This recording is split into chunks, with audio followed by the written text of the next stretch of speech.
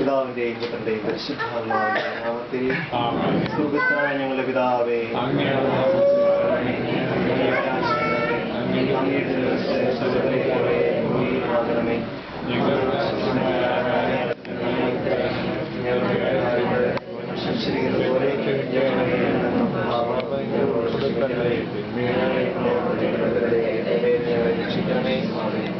ഞങ്ങളുടെ കർത്താവായ ദൈവമേ, ഈ ഭവനത്തെയും നിവാസികളെയും ആശീർവദിക്കണമേ. ആത്മീയവും ശാരീരികവുമായ എല്ലാ അപകടങ്ങളിൽ നിന്ന് ഇവരെ കാത്തുരക്ഷിക്കണമേ.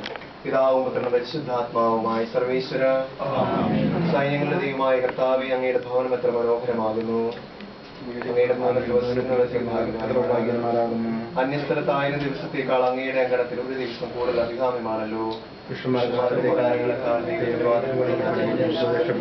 പിതാവിനും പുത്രനും പരിശുദ്ധാത്മാവിനും സ്തുതി. ഈജിപ്തിലെ അടിമത്തത്തിൽ വെച്ച് ഇസ്രായേൽക്കാരുടെ കുടുംബങ്ങളെ അപകടത്തിൽ രക്ഷിച്ച കാരുണ്യവാനായ കർത്താവേ, ഈ കുടുംബത്തെ അങ്ങ് ആശീർവദിക്കണമേ.